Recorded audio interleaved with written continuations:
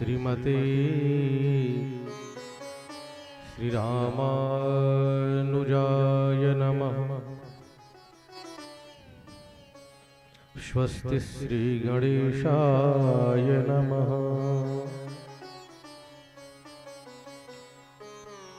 ओम श्री सरस्वत्यै नमः। ओम राधा कृष्ण चरणकमलेभ्यो नमः।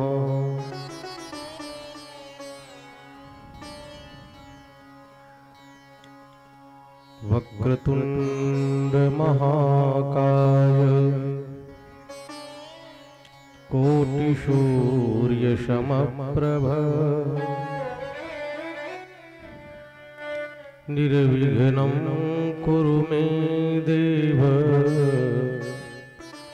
सर्वकार्येषु सर्वदा। विनायकं गुरुं भानुं ब्रह्मा विष्णु महेश्वरा सरस्वतीं प्रणम्यादौ सर्वकामार्थसिद्धये। अभीप्सितार्थसिद्ध्यर्थं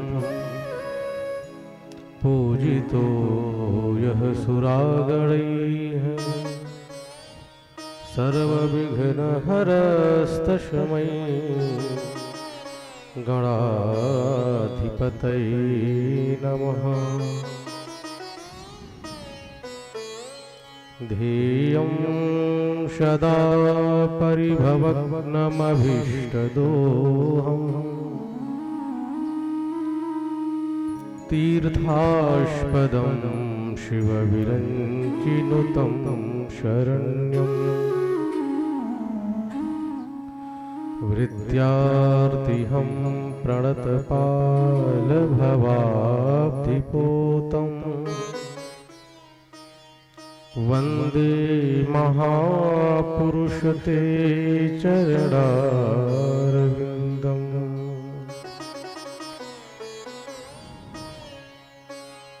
वंशी विभूषितकरान्नवनीरदाभा पीताम्बरादरुणबिम्बफलाधरोष्ठा पूर्णेन्दुसुन्दरमुखादरविन्दनेत्रा कृष्णात् परं किमपि तत्त्वमहं न जाने। नारायणं नमस्कृत्य नरं चैव नरोत्तमं देवीं सरस्वतीं व्यासं ततो जयमुदीरये।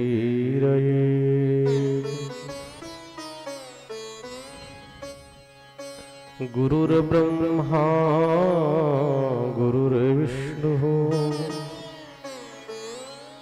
गुरुर्देवो महेश्वरः गुरुः साक्षात् परब्रह्म तस्मै श्री गुरुवे नमः। यं प्रव्रजन्तमनुपेतमपेतकृत्यं द्वैपायनो विरहकातर आजुहाव। पुत्रेति तन्मयतया तरवोऽभिनेदुः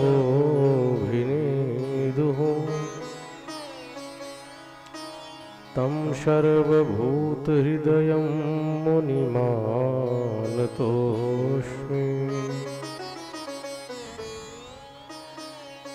मुनीन्द्रवृन्दवन्दिते त्रिलोकशोकहारिणी प्रसन्नवक्त्रपङ्कजे निकुञ्जभूविलासिनी व्रजेन्द्रभानुनन्दिनी व्रजेन्द्रशोनुसङ्गते कदा करिष्यसि मां कृपाकटाक्षभाजनम् भक्तिभक्त भगवन्त गुरु चतुर्नाम वपुएक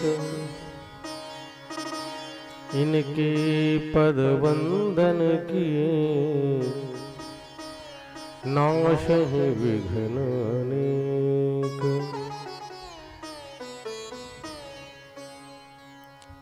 जय जय श्री राधा रमण जय जय नवल किशोर जय गोपी चित चोर प्रभु जय जय माखन चोर। बोल वृंदावन बिहारी लाल की संत बलवंत हनुमंत लाल की जय। आदिशक्ति माँ जगदम्बा की जय।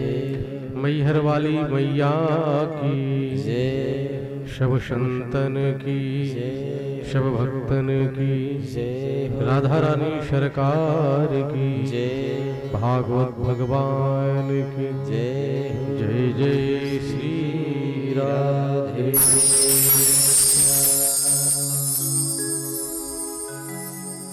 आनंद कंद मुकुंद मुरली मनोहर सच्चिदानंद नंद नंदन यशोदानंदन ब्रजेंद्र नंदन गोपी उरचंदन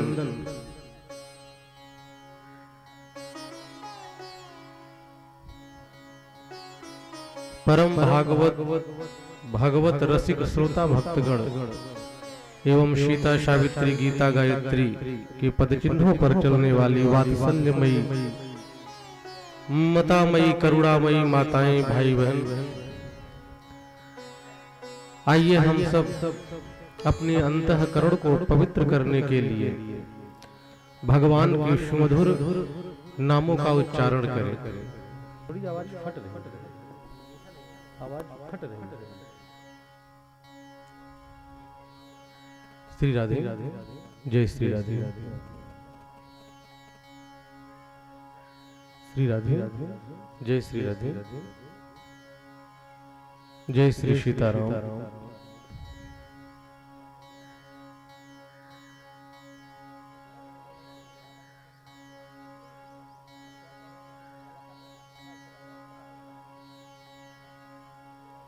श्री राधे जय श्री श्यामा श्याम।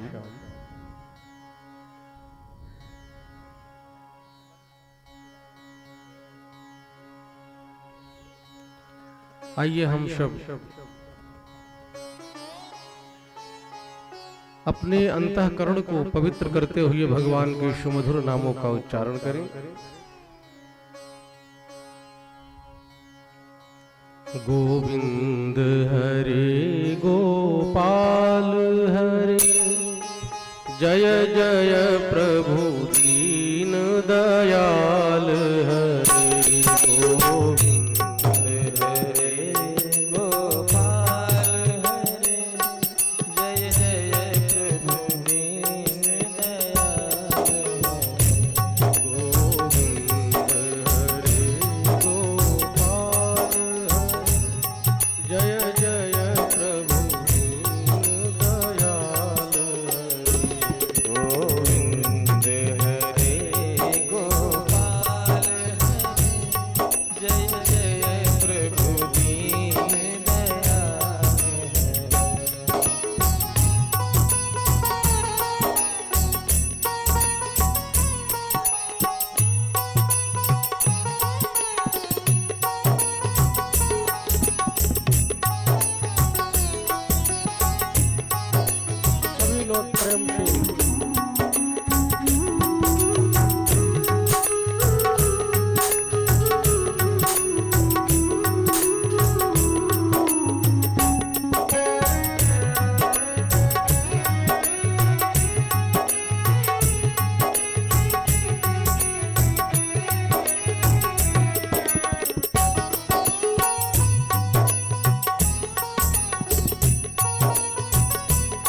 प्यारा भाव। भक्त कहता है कि हे प्रभु, जब नाथ का नाम दया निधि है, जब नाथ का नाम दया निधि है, जब नाथ का नाम दया निधि है, जब नाथ का नाम दया निधि है, तो दया भी करेंगे कभी न कभी, तो दया भी करेंगे कभी न कभी। गोविंद हरे गोपाल हरे, जय जय प्रभु दीन दयाल हरे। गोविंद हरे गोपाल हरे, जय जय प्रभु दीन दयाल हरे। गोविंद हरे गोपाल हरे, जय जय प्रभु दीन दयाल हरे।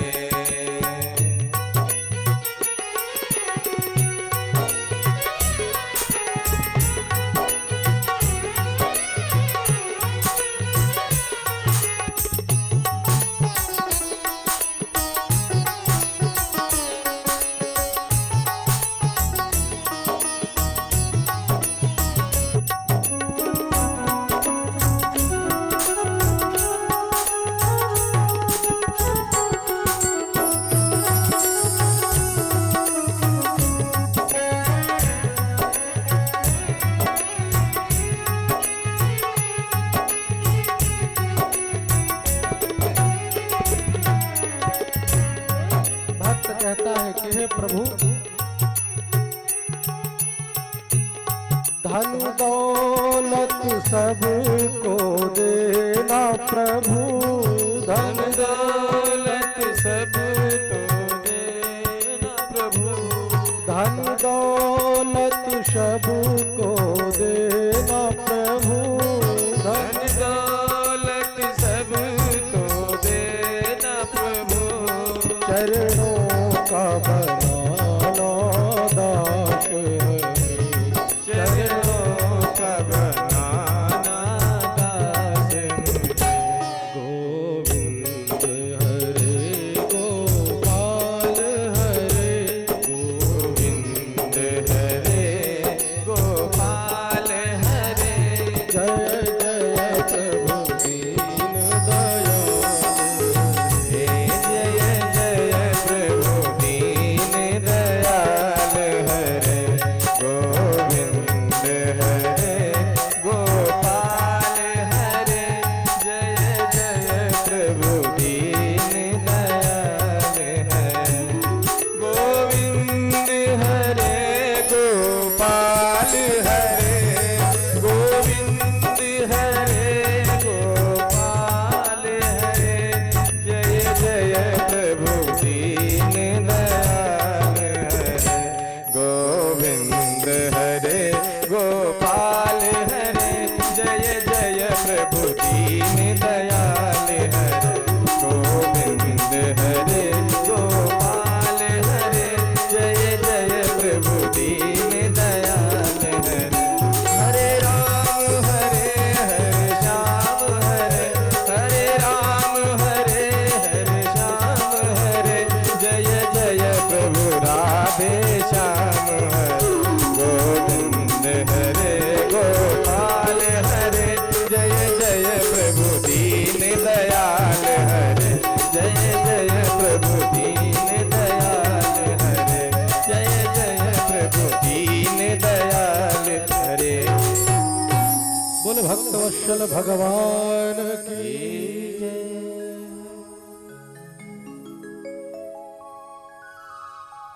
परात्पर अखिलेश्वर अकारण करुणा वरुणालय भक्त वांछा कल्पतरु शीतलुद्दित विनिंदित पीतांबरधारी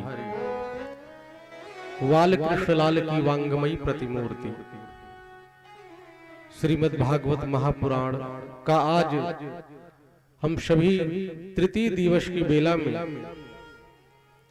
कथा श्रवणार्थ आए हुए हैं। भगवान की जब दिव्य कृपा होती है तब ऐसे सुंदर अनुष्ठान करने का सौभाग्य प्राप्त होता है।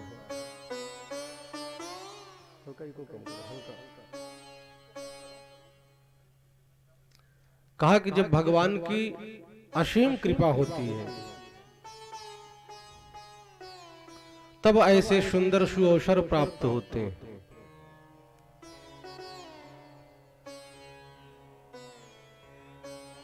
हमारे मुख्य आयोजक डॉक्टर महानंद तिवारी, जिनके पूर्वजों का आशीर्वाद, पूर्व के सत्कर्म जो आज फलीभूत हो रहे हैं,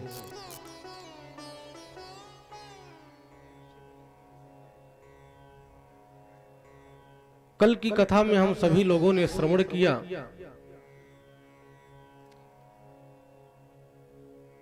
कि राजर्षि परीक्षित कलयुग को 5 स्थान दिए। 5वां स्थान सुवर्ण में दिए।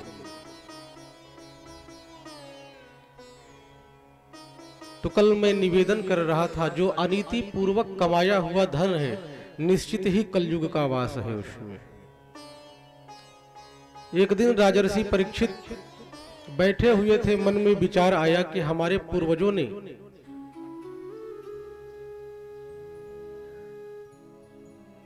हमारे लिए क्या लेकर के, जो कई कक्ष ऐसे थे जिनमें ताला लगा हुआ था, जो कभी खुला ही नहीं। मन में विचार हुआ कि देखा जाए इसमें क्या है। जब कक्ष खोल करके देखा तो एक संदूक थी, और उस संदूक को खोला तो उसमें एक स्वर्ण जड़ित मुकुट था, बड़ा ही कीमती मुकुट था। और यह मुकुट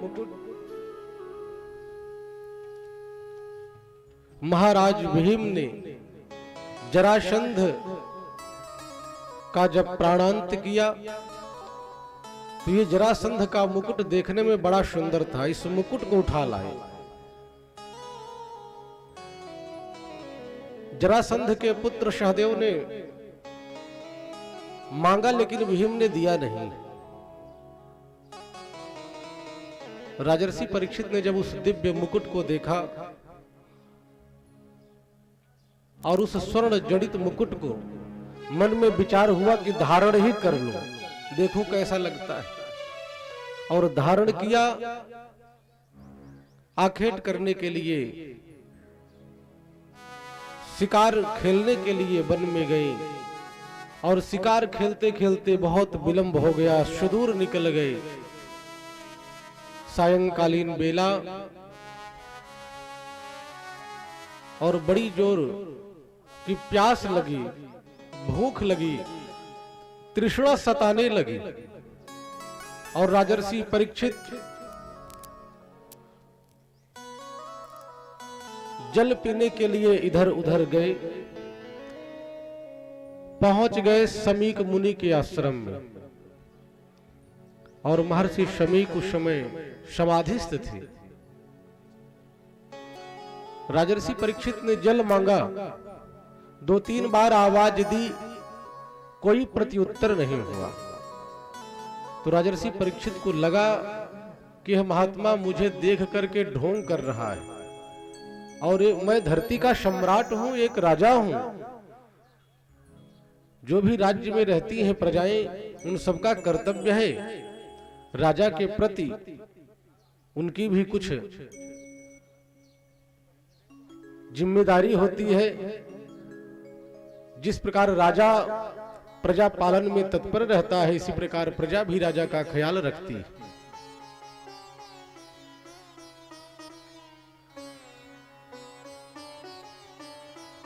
श्री शुद्ध जी महाराज कहते हैं कि राजर्षि परीक्षित को एक संत के ऊपर आज संदेह क्यों पैदा हुआ।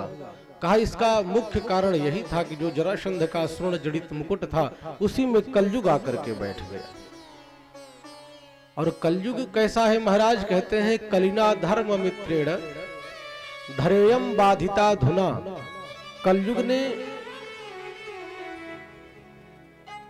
मनुष्यों के बुद्धि को विकृत कर दिया है, आसुरी भाव प्रकट हो गया है।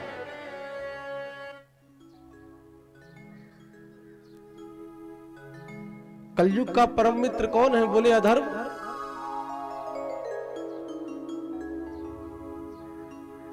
और इस प्रकार इसने मनुष्य के ऊपर अपना कब्जा कर लिया है कि न चाहते हुए मनुष्य के द्वारा बहुत बड़े बड़े अपराध हो जाते हैं।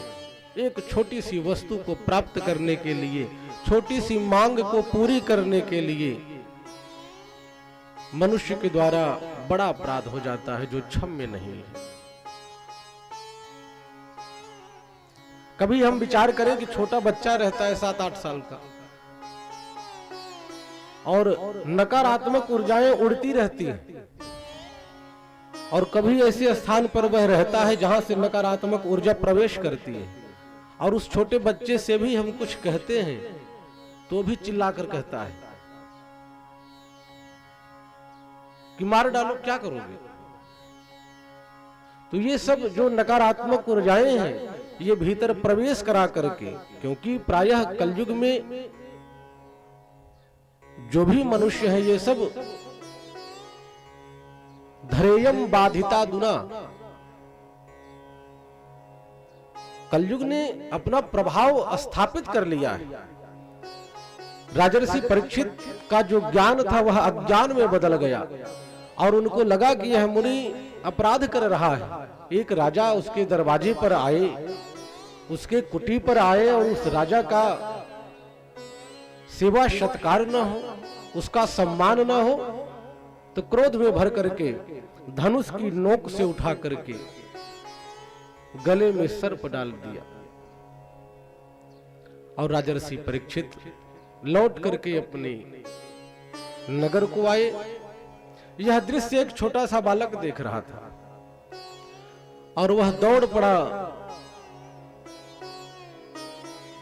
सरस्वती नदी के तट पर गया। वहां पर समीक मुनि से उत्पन्न श्रृंगी स्नान कर रहे थे। जाकर के बच्चे ने बताया, कहा कि मित्र, तुम्हारे पिता का राजर्षि परीक्षित ने अपमान किया, उनके गले में सर्प डाल दिया, वो भी मरा हुआ सर्प, जबकि वो समाधिस्थ अवस्था में बैठे हुए हैं, समाधि में हैं। उनको भान नहीं है कि राजा ने मेरे साथ क्या किया। शमीक मुनि के पुत्र श्रृंगी जब इतना सुने हैं कि हमारे पिता का अपराध किया, उसी समय जल लेकर के हाथ में श्राप दे दिया। इति लंघित मर्यादम तक्षकः सप्तमे हनि दंक्षति स्म कुलांगारम चोदितो मे तदद्रुहम्। इति लंघित मर्यादम, एक राजा का कर्तव्य यह नहीं है। जो राजा अपने कर्तव्य को भूल जाए, किन कर्तव्य मूढ़ हो जाए और इस प्रकार प्रजाओं पर जुल्म करे, संतों का अपराध करे, यह ठीक नहीं है। राजा ने मर्यादा का उल्लंघन किया है। मैं श्राप देता हूं, आज के 7वें दिन तक्षकः सप्तमे हनि, इस नाग के जो पूर्वज हैं तक्षक, उनके द्वारा डसने से इस राजा की मृत्यु हो जाएगी। कहा कि राजा इतना निर्दयी हो गया, इतना कुलांगार हो गया कि संत का ही अपराध कर दिया। श्री शुद्ध जी महाराज कहते हैं, वाक वज्रम ससर्ज, मुनि पुत्र ने वाक रूपी वज्र को छोड़ दिया। महाराज ब्रह्मास्त्र से तो बच गए राजर्षि परीक्षित, क्योंकि भगवान ने रक्षा की, लेकिन मिथ्या न होय देव ऋषि वाणी। ऋषियों का ये प्रभाव रहा है। और इस देश के 2 ही ऐसे व्यक्ति हैं जिनकी वजह से इस देश की शान है। प्रमुख दो, पहले ऋषियों के द्वारा ही तो गुरुकुल बनाया गया, जहां पर बच्चों को सुंदर शिक्षा, सुंदर संस्कार और भगवान के प्रति क्या कर्तव्य है, इन सब का ज्ञान मिलता था।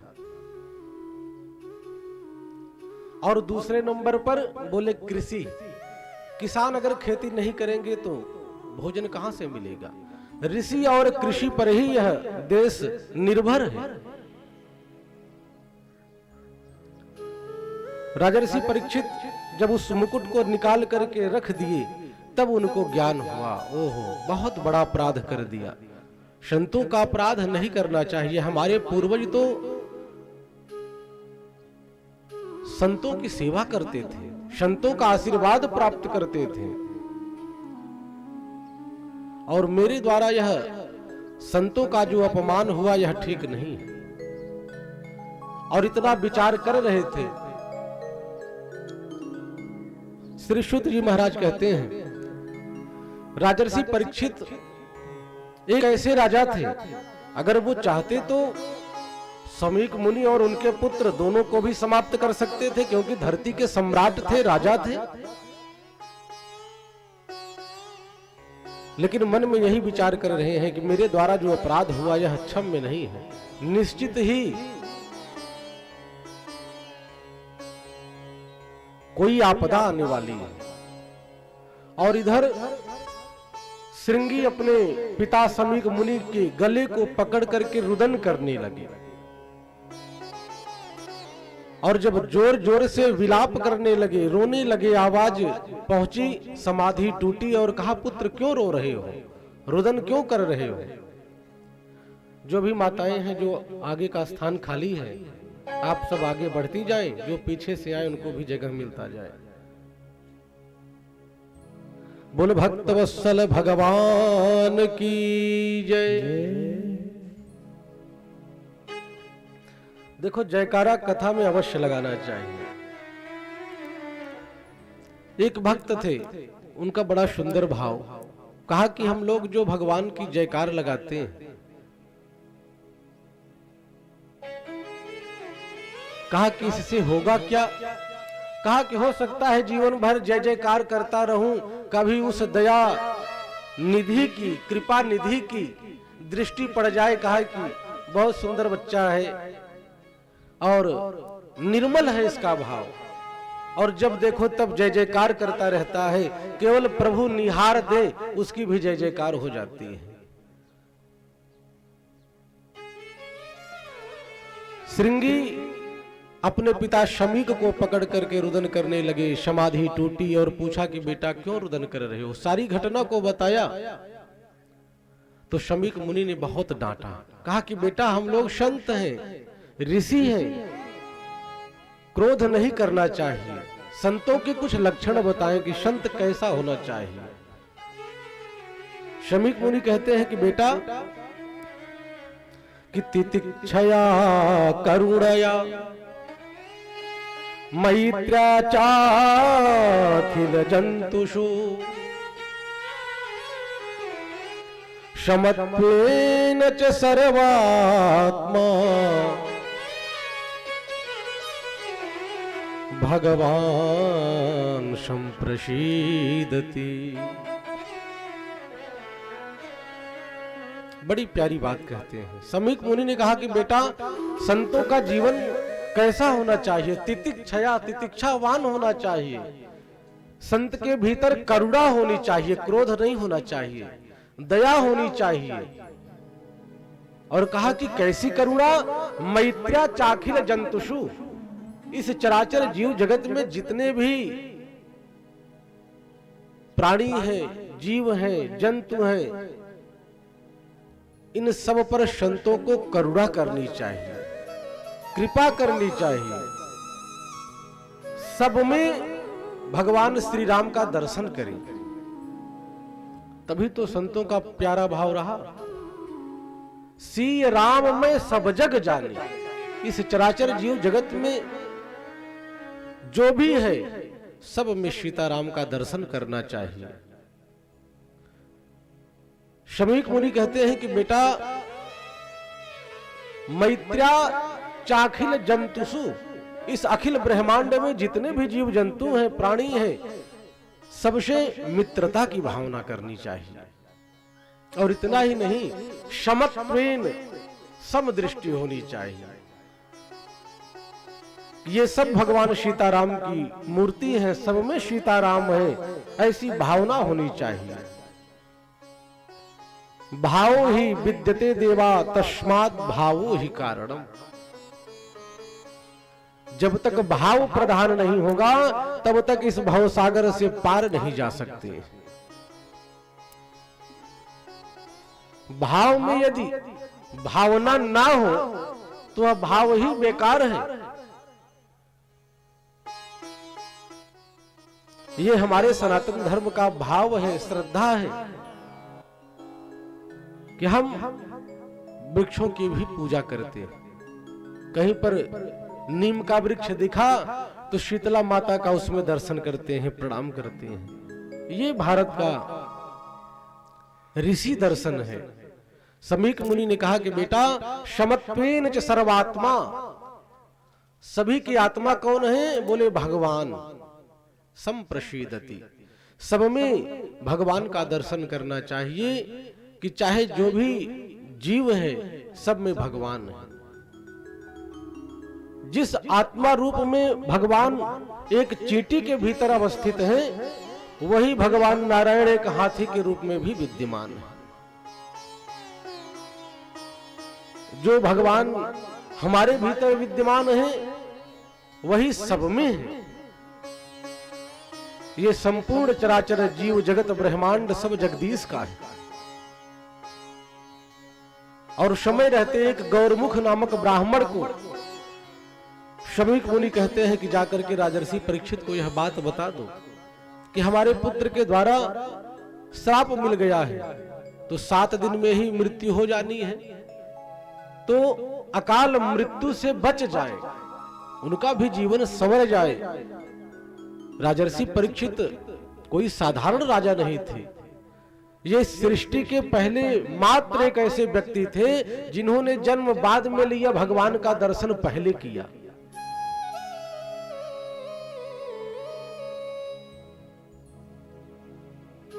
इसीलिए इनको राजर्षि कहा जाता है।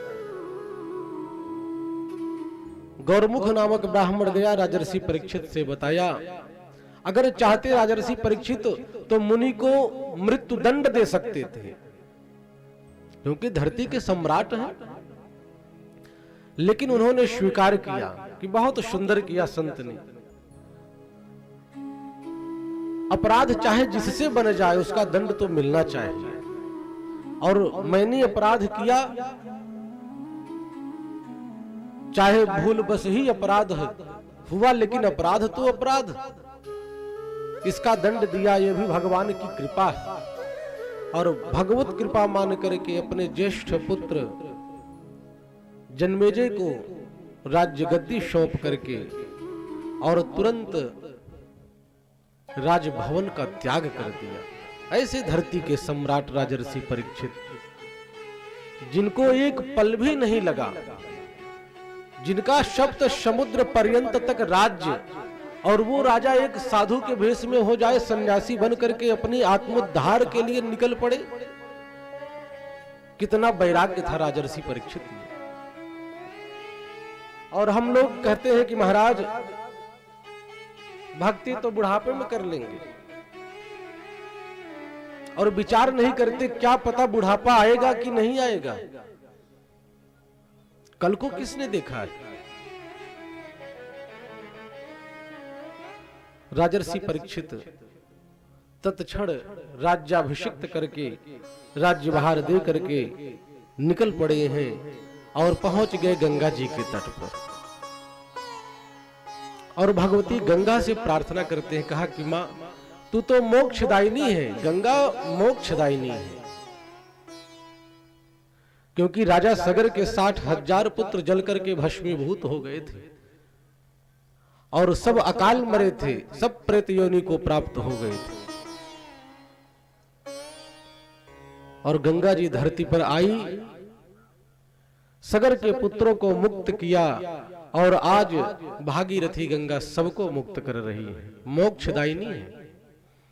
यहां तक कहा कि गंगे तव दर्शनात् मुक्ति।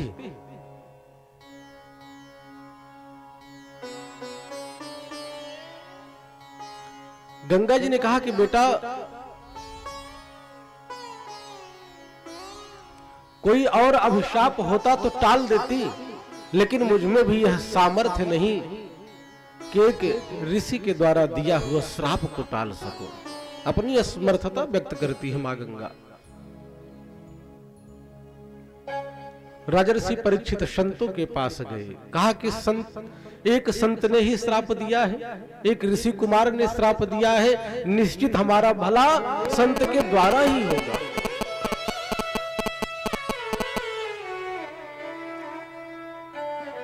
और पहुंच गए शुकताल की परम पावन भूमि, जहां पर आदि गंगा गोमती का किनारा। राजर्षि परीक्षित ने संतों के समुदाय को देखा, सबको प्रणाम किया और उनके चरणों में बैठ करके प्रार्थना करते हैं कि हे प्रभु, जिस व्यक्ति की मृत्यु निकट आ जावे उसको क्या करना चाहिए, उसकी मुक्ति कैसे हो, अकाल मृत्यु उसकी सुधर जाए। अपने अकाल मृत्यु को सुधारने के लिए पूछते हैं, प्रश्न करते हैं, लेकिन हुआ क्या? किसी संत के पास इसका उत्तर नहीं था और कोई मामूली वहां पर संत नहीं थे, एक से एक बड़े महर्षि। श्री शुत जी महाराज कहते हैं कि अत्रिर्वसिष्ठश्च वनश्च गौतमौ अरिष्टनेमिर्भृगुरंगिराश्च पराशरो गाधिसुतोऽथ राम उतथ्य इंद्र प्रमदेधमवाहौ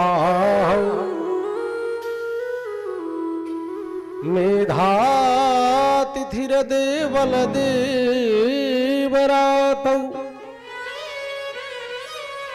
कहा अत्रि वशिष्ठ चवन महर्षि गौतम देवर्षि नारद महर्षि अंगिरा अरिष्टनेमी महर्षि भृगु जैसे बड़े बड़े संत वहां पर थे। महर्षि शरद्वान महर्षि कुंभज अगस्त जी। कहा कि जितने भी ऋषि महर्षि थे सब विद्यमान थे, सबसे प्रश्न किया।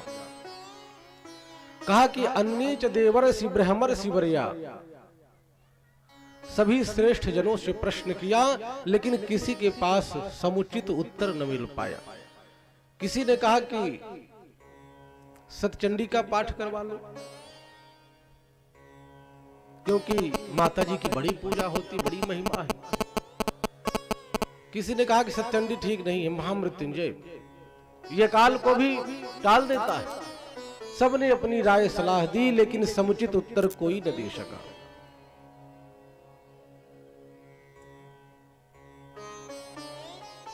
राजर्षि परीक्षित बैठे हुए हैं, लेकिन जिस बालक की रक्षा भगवान ने गर्भ में जाकर की हो, उसकी अकाल मृत्यु हो जाए, यह ठीक नहीं।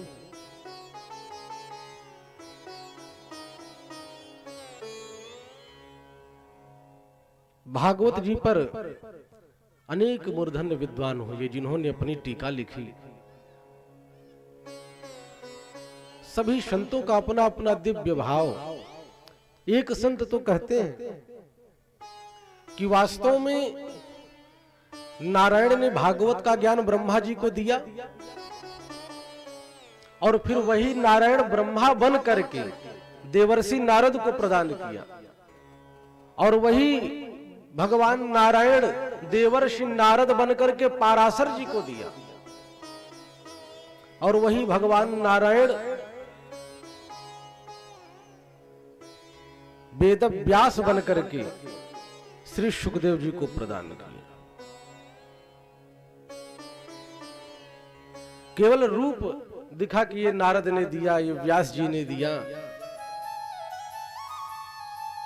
लेकिन वास्तव में अगर देखा जाए तो इसका आध्यात्मिक तत्व यही है कि सब रूप में आकर के नारायण ने ही इसका ज्ञान सबको दिया। जो जान ही सोई दे जनाई, जिसके ऊपर भगवान की कृपा अतिशय होती है वही प्रभु के रहस्य को जान पाता है।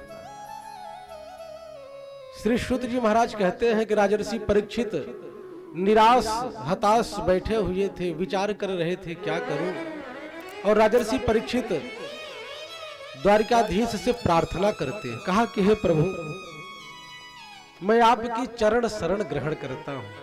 आपकी इतनी बड़ी कृपा कि आपने ब्रह्मास्त्र से मुझे गर्भ में बचाया, आपको गर्भ में आना पड़ा। और हे परमपिता परमात्मा, आज यह दास आपसे विनती करता है, प्रार्थना करता है, केवल यही मांग कि एक जिस भक्त को आपने जीवन दिया हो और उस भक्त की अकाल मृत्यु हो जाए। हे प्रभु, इसमें तो लाज आपकी ही जाएगी, हमारा क्या जाएगा। आपके द्वारा रक्षित सुरक्षित मेरा जीवन। श्री शुद्ध जी महाराज कहते हैं, सारे संत जिसके लिए परेशान हो, संत जिसके लिए प्रार्थना करे, वो कोई साधारण राजा नहीं हो सकता है। राजर्षि परीक्षित भगवान का चिंतन कर ही रहे थे तो सुदूर दृष्टि गई तो क्या देखा। श्री शुद्ध जी महाराज कहते हैं कि तत्रा भवत भगवान व्यासपुत्रो यदृक्षया गामटमानोऽनपेक्षः अलक्षलिंगो निजलाभतुष्टो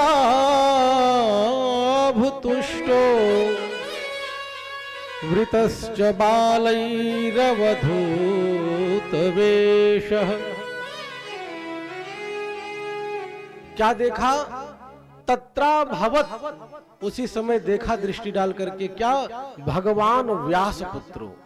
मान लो यहां पर भगवान शब्द से अलंकृत किया है श्री सुखदेव जी को, भगवान व्यास पुत्रो।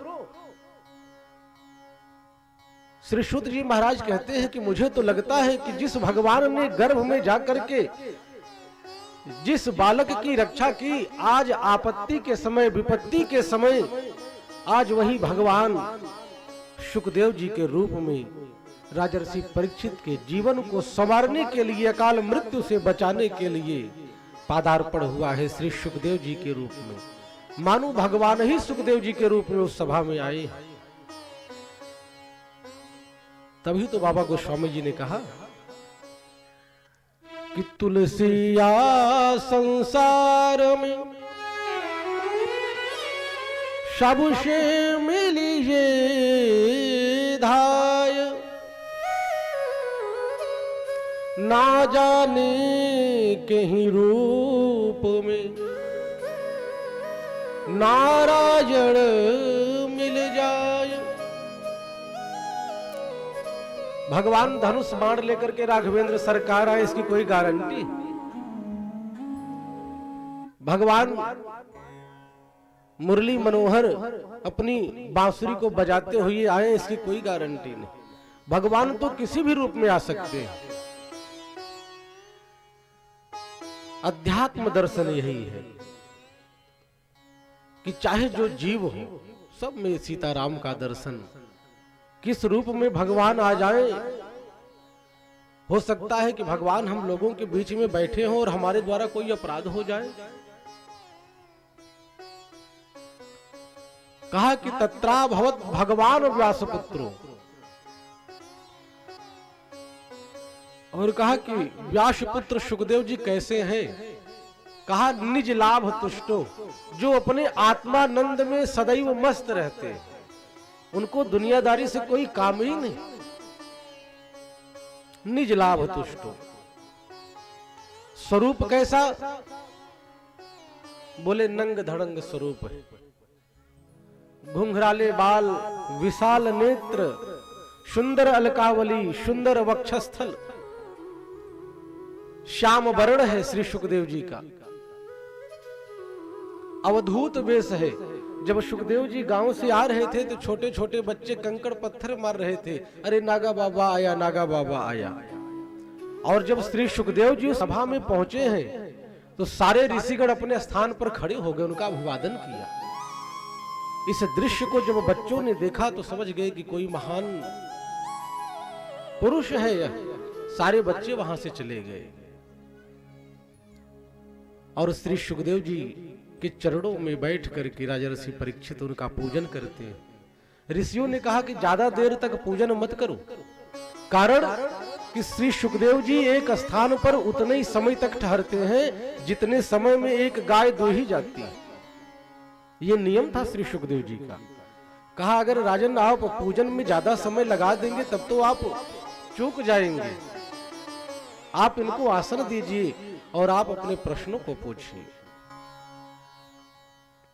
आसन दिया है और आसन दे करके, सम्मान दे करके, हाथ जोड़ करके, श्रद्धावनत हो करके, और मानो कि विश्वास हो गया कि वह हमारा संकट टल गया, अब निश्चित ही मैं भगवान के परम पद का अधिकारी बनूंगा। श्री सुखदेव जी प्रश्न करते हैं, कहा कि हे गुरुदेव, अतः पृच्छामि संसिद्धिं योगिनां परमं गुरुं पुरुषस्य यत् कार्यं म्रियमाणस्य सर्वथा। अतः पृच्छामि, इसके बाद पूछा, हे सिद्धियों के भी परम सिद्धि, हे हंसों के परम हंस, हे योगियों के परम योगेश्वर,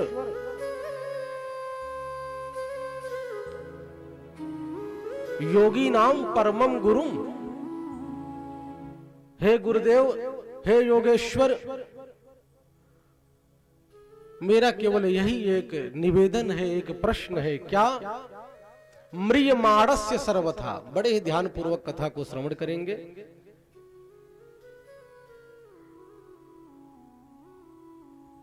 कहा कि जिस व्यक्ति की मृत्यु निकट आ जाए उस व्यक्ति को क्या करना चाहिए? म्रियमाणस्य सर्वथा। म्रियमाण व्यक्ति को क्या करना चाहिए? इस सुंदर प्रश्न को देख करके श्री सुखदेव जी का हृदय गदगद हुआ।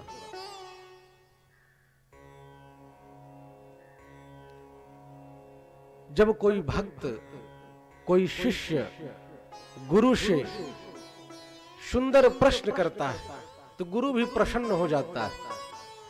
श्री सुखदेव जी प्रसन्न हो गए, प्रमुदित हो गए और मन में विचार करते हैं कि राजर्षि परीक्षित का जो प्रश्न है वो समाज कल्याण का प्रश्न है, मानव मात्र के कल्याण का प्रश्न है। अगर राजर्षि परीक्षित चाहते तो ये पूछते कि हे गुरुदेव, हे परम योगी, हे योगेश्वर, मैं आज के 7वें दिन अकाल मृत्यु को प्राप्त हो जाऊंगा, मेरी मुक्ति कैसे होगी? लेकिन राजर्षि परीक्षित का जो प्रश्न था सर्वोत्तम प्रश्न था कि हे गुरुदेव, म्रियमाणस्य सर्वथा। जिस पुरुष की मृत्यु निकट हो उस पुरुष को क्या करना चाहिए? आचार्य श्री सुखदेव जी ने भगवान श्री द्वारिकाधीश को प्रणाम करते हुए कहते हैं,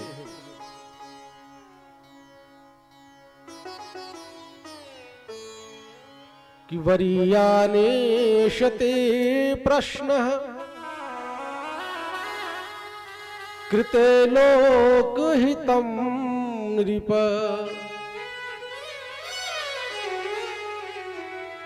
पुरुषस्य यत् कार्यं म्रियमाणस्य सर्वथा।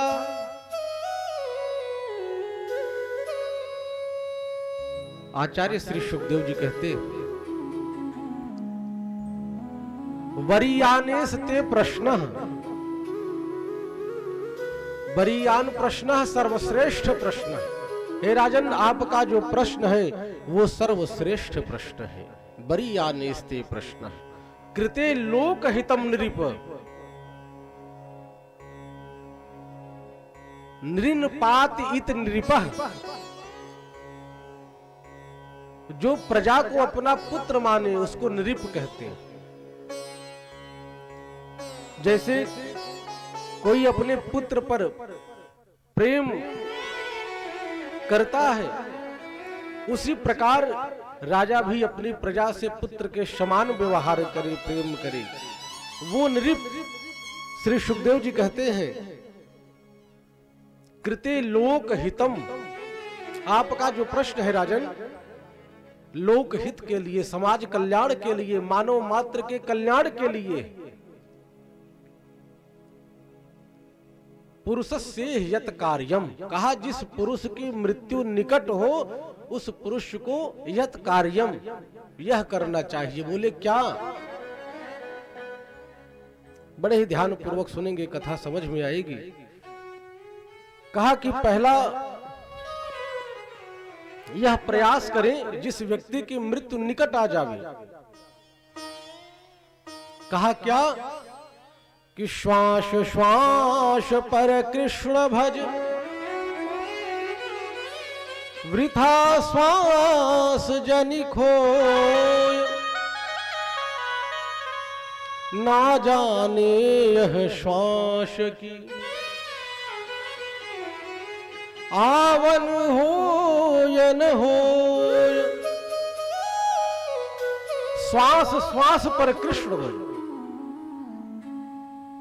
सदैव यह प्रयत्न करना चाहिए, प्रयास करना चाहिए कि एक भी श्वास भगवान के चिंतन के बिना न बीते, न निकले। प्रत्येक श्वास पर भगवान का भजन हो, स्मरण हो, उनकी याद हर क्षण हर पल आती रहे, सदैव मन मस्तिष्क में बना रहे। उठते बैठते, सोते जागते, खाते पीते सदैव भगवान का स्मरण बना रहे। ना जाने यह श्वास की आवन हो या न हो, इसकी कोई गारंटी नहीं। अगर देखा जाए तो हम और आप राजर्षि परीक्षित से भी गए गुजरे हैं। उनका तो 6 दिन शेष था, 7 दिन के पहले काल भी उनका बाल बांका नहीं कर सकता था, ये तय था। काल में यह सामर्थ्य नहीं कि 7 दिन के पहले राजर्षि परीक्षित को अपना गाल बना ले। और हम लोगों का एक क्षण, एक पल भी सुरक्षित नहीं है प्यारे। कब क्या हो जाए, कौन सी घटना घट जाए।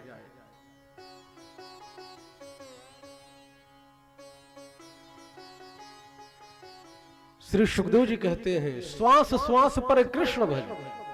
हे राजन, सदैव यह प्रयास करना चाहिए, प्रयत्न करना चाहिए कि सदैव भगवान का स्मरण हो, जप हो। इसके लिए अभ्यास करना चाहिए। और कहा कि जिस व्यक्ति की मृत्यु निकट हो उसको पहला सोपान बताए, पहली सीढ़ी क्या? जितासनो, वह आसन को जीते। आसन को जीतने का मतलब कि सुखासन से आलथी पालथी मार करके बैठे और इसका प्रयास करे कि अत्यधिक देर तक बैठ सकूं, तो धीरे धीरे यह अभ्यास बन जाएगा। पहली सीढ़ी, पहला सोपान श्री सुखदेव जी कहते हैं जितासनो, आसन को जीतो। और दूसरा सोपान बताई जित श्वासो, श्वास को जीते। प्राणायाम के माध्यम से श्वास को रोकना चाहिए, क्योंकि जो मनुष्य की श्वास है ये सीमित है। बहुत से लोग कहते हैं कि महाराज योगा करो, बाबा रामदेव का, वो योगा नहीं है। योग का मतलब जोड़ना, योग का जो अर्थ है जोड़ना है, लेकिन योग भी अब योगा हो गया, अब वो पुल्लिंग नहीं रहा, योगा। और जब योगा करोगे तब बोले ये श्वास मिला है और कपाल भारती करके सारा श्वास नष्ट कर दोगे। एक तो वैसे भी आयु कम है, और अनुलोम विलोम कपाल भारती ये करके जो श्वास बची है वो भी खत्म कर दे रही है। कहा कि अपने जीवन को सुरक्षित करना है तो नित्य प्रति प्राणायाम करें।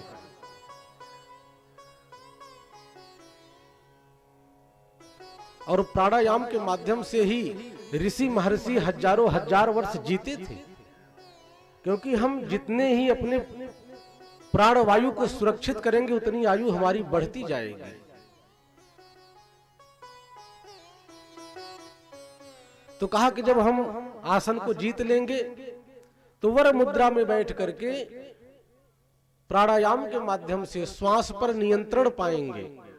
और तीसरी सीढ़ी कहते हैं जित संगो, संग का भी बहुत असर है। तीसरा पायदान है संग। बोले संग कैसा हो, बोले जो भगवान की प्राप्ति करा दे, जो संतों की प्राप्ति करा दे, जो आचार्य प्रवर की प्राप्ति करा दे, वो संग। संसर्गजाह दोष गुणा भवन्ति। संग का बहुत बड़ा असर है। अगर हम चोर का संग करेंगे तो चोरी कहे जाएंगे, दुष्ट का संग करेंगे तो निश्चित है उसकी दुष्टता धीरे धीरे हमारे भीतर आएगी। ऐसे कई प्रमाण हुए, जिनका संग बिगड़ा उनका जीवन बिगड़ गया महाराज।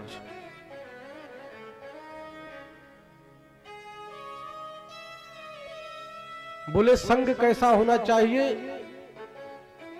बोले सत्संग होना चाहिए। सत माने अच्छे लोगों का संग होना चाहिए, सज्जन का संग होना चाहिए, संतों का संग होना चाहिए।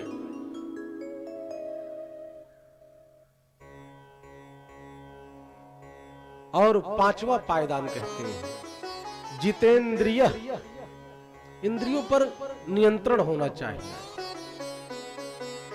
कहा कि कैसा नियंत्रण, कहा कि आंख चाहती है कि सुंदर दृश्य दिखाई दे, कान चाहता है कि सुंदर शब्द पढ़ते रहे, जिह्वा चाहती है कि सुंदर पदार्थ मिलता रहे, और मनुष्य इंद्रियों के वशीभूत हो करके न जाने कितना अपराध कर देता है। तो कहा कि हे राजर्षि परीक्षित, मनुष्य को जितेंद्रिय होना चाहिए।